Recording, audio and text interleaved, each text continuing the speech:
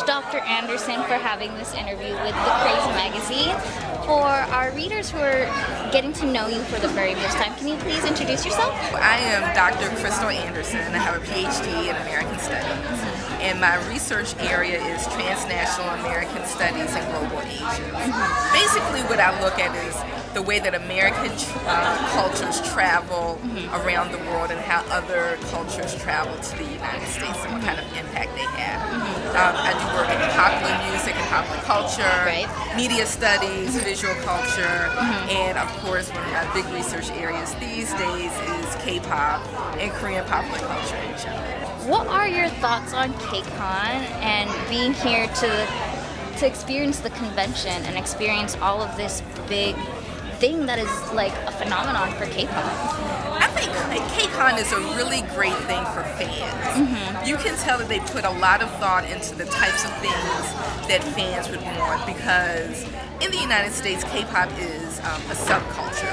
And so for a lot of people, they don't have access to other people who like K-pop, to K-beauty, to Korean merchandise that's related to the people that they like. And so this is a one-stop shop for them. And they also get to see their faves perform at the Staples Center. And that's another big thing. K-pop has significantly grown within the past few years, with BTS getting a massive blow-up in the Western music industry. How does it feel to see the progression of K-pop within these last few years? You know, the progression has been interesting because we know that there have been people who have gone before BTS to try to make that breakthrough into American mainstream and didn't quite make it. I think probably the most successful would be Rain. In terms of the history of K-pop, it's unprecedented that they've been able to do this. At the same time, though, that kind of reveals some of the very unique elements that are part of the American mainstream music culture. When you talk to BTS fans, if you've been a K-pop fan and you talk to a certain segment of BTS fans, they don't act like K-pop fans that we know. Whereas in my research and in other people's research, people who are K-pop fans, they can tell you everything about the group. They know all the members, they have all of this history, they're constantly searching online for all kinds of obscure things. But I have seen and I've heard a lot anecdotally about BTS fans who can't name the members of the group and don't know a lot beyond whatever the latest single is. And then there's also a constituency of BTS fans that are they're more aggressive than the average K-pop fan. And other K-pop fandoms complain about it. But you see that segment of BTS fan doing things that nobody else does. Like picking fights with J-pop. I mean, why are we rolling over to Japan to have all kinds of things, to say all kinds of things about J-pop idols? And so in that way, I wonder if the unprecedented popularity of BTS in the United States has anything to do with a large segment of those fans being American. Like I said, their behavior is very different, even from global fan behavior that we've seen in K-pop. So, and then the other part of it is, what does BTS have to give up in order to be part of the American mainstream culture? So we've seen that they're willing to not say certain Korean words in order to gain that acceptance. And that's kind of problematic because they're Korean. Who do you think, I mean, there's so many groups. Who do you think is the next one, or a few groups who are the next one to make it big and break the industry like BTS has? It's hard to predict who can break the industry because so much of that is about luck and time. But we have seen groups making a more concerted effort to get into the American market. So GOT7 has followed BTS's playbook in terms of doing American morning shows, doing more local morning shows, been in really big markets like New York and LA. we've seen a whole slew of girl groups come through the United States on tour. And that's interesting because we haven't had girl groups like that. And the last time we had girl groups in popular culture was probably in the 1990s. So that's something different. But it's the same. Even though we have seen great breakthroughs with BTS, there are still things that are in American culture that will pose, I think, a hurdle and a challenge for those groups to achieve that level of success.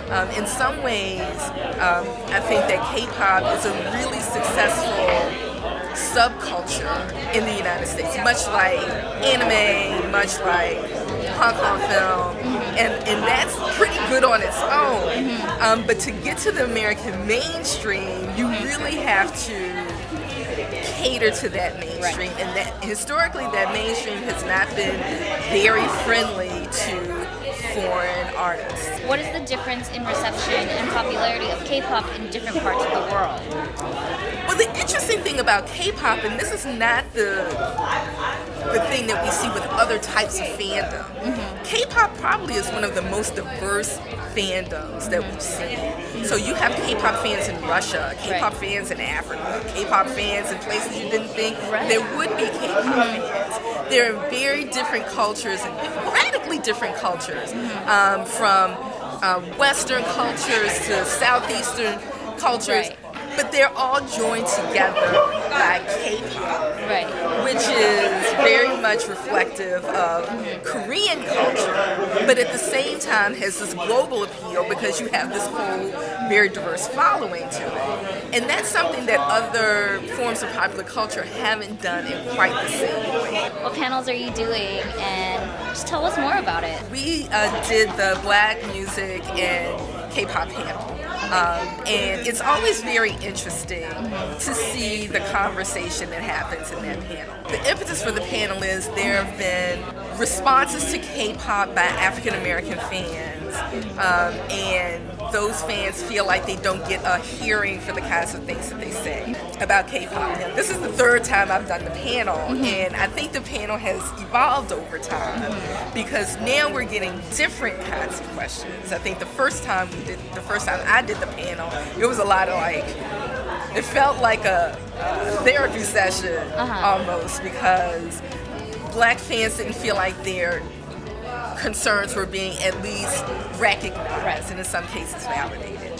Today's conversation was a little bit different because it touched on more about the music, more about the ramifications of having Korean popular culture that's steeped very much in several traditions of African American culture. Cultural appropriation, which is something that fans love to talk about. But there's a wide variety of opinions on what cultural appropriation is, what it isn't. Some people, don't have a problem with cornrows and hairstyles, but they draw the line at bandanas, and so it's very complicated. Very complicated. But I think that it's also important to notice that there is, and this is also the interesting and great thing about K-pop, everybody says you can't understand the lyrics, but what's more important is the music. And that is the thing that has brought all of these different people together in the fandom, but also the performers and the American and African American producers that they work with. They may not share the same language in terms of the lyrics, but they share the same language in terms of the music. You've been in academia. What made you decide to do something academic involving K-pop? What brought that upon?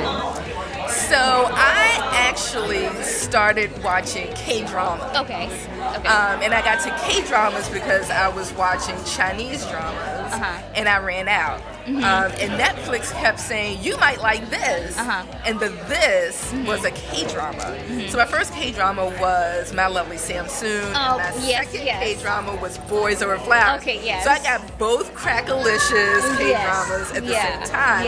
And then someone told me, that guy, he's in a group. Really? He's in a group? Let me go see this. And I watched my first K-pop video, and it reminded me a lot of the 1980s. It had very high production value, but the other thing is that they had choreography, which again we have not seen a lot of, especially when it comes to groups in American popular culture. I'm like, oh, and they look good. This is great.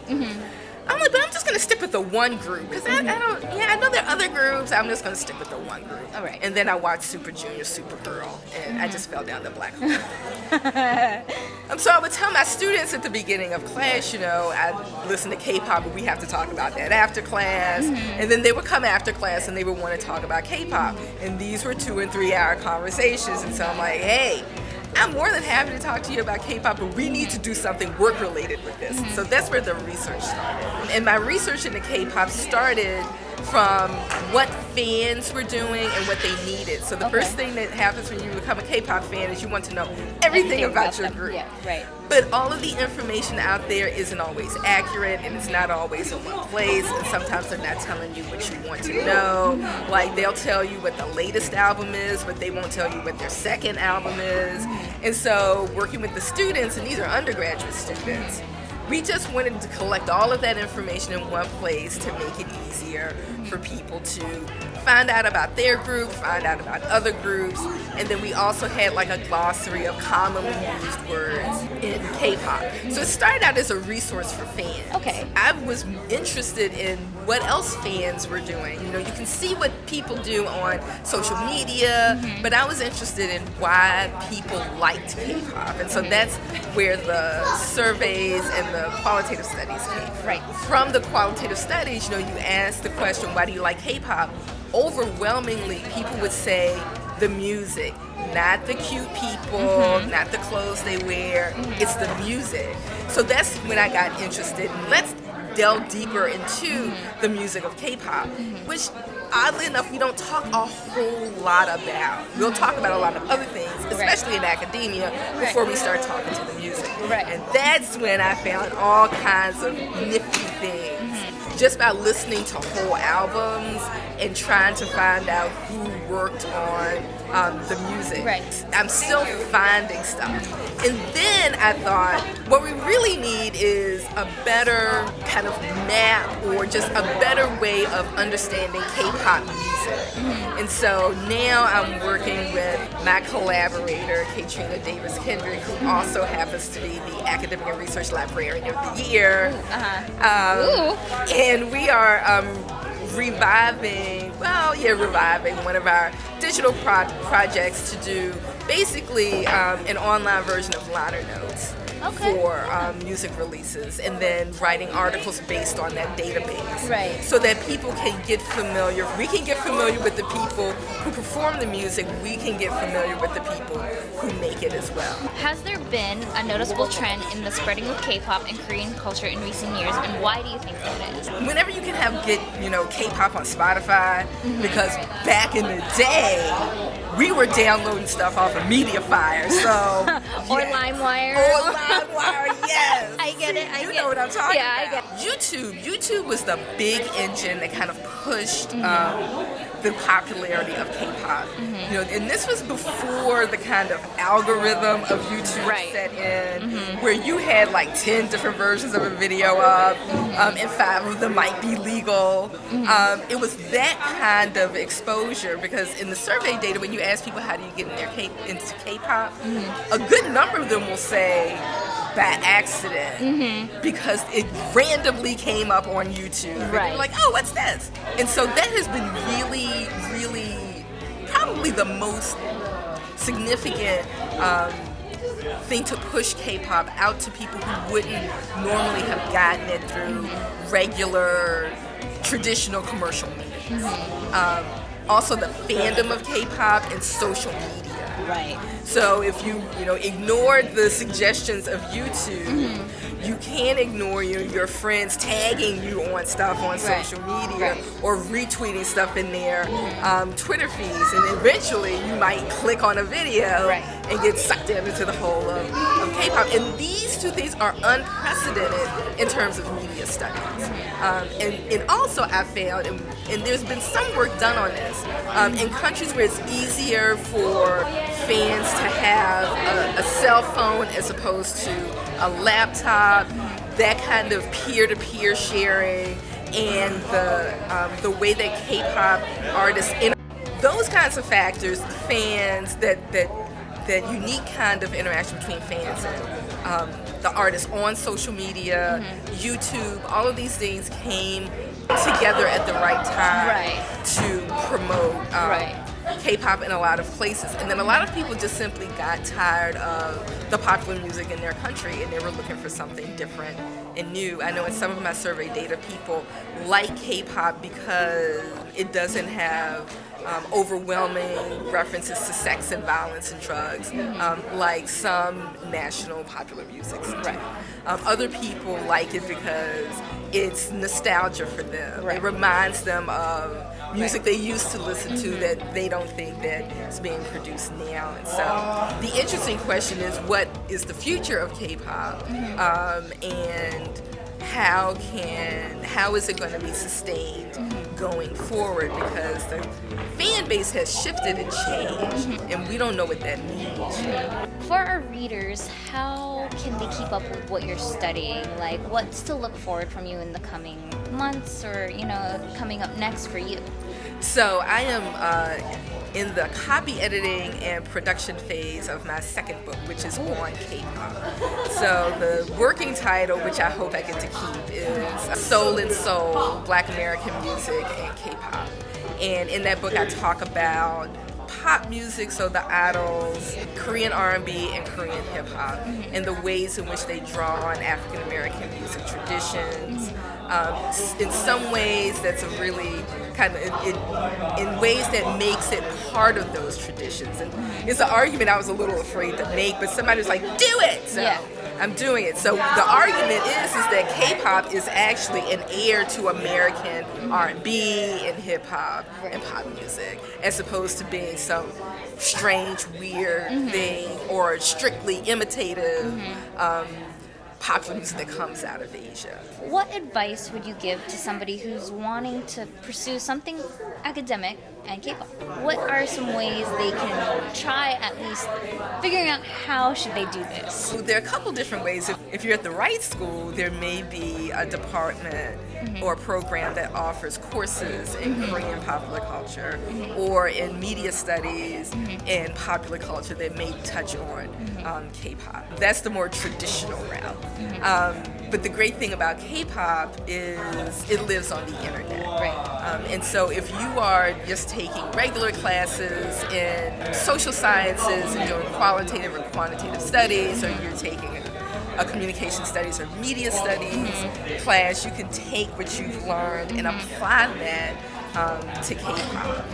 Just like fans will start a website or start their own fan club, you and 3 friends on Twitter, you can do the same thing. You can write about it. But I encourage people to be informed about what they do.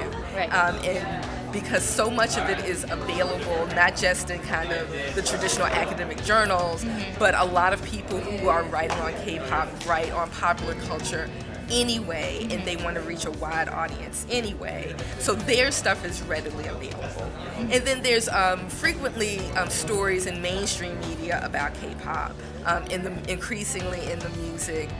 Online sources like Billboard and Rolling Stone would do the offhand story on K-pop. But I would also suggest that people keep up with what's going on in K-pop. And so to find a K-pop music outlet that's reasonable and regular in their coverage, and just see how people talk about K-pop. And it also helps to, if you can find someone who will mentor you, you can always ask. You can always ask you. You can't always ask me. I am an academic who does traditional scholarship, but I also do public scholarship. And so as part of my digital project, KPK, K-Pop Collective, we actually encourage people to contact us. And we are going to try to get our research assistant program back up and running next year. Thank you so much, Dr. Anderson, for doing this interview with The Craze. On behalf of The Craze magazine, I say thank you. If you could let anybody know where to find you. As I said, we have a web presence everywhere. My professional website is csaphd.com. I'm on Twitter at Dr. Sifu, DRCEFU. and I'm also mostly on Facebook.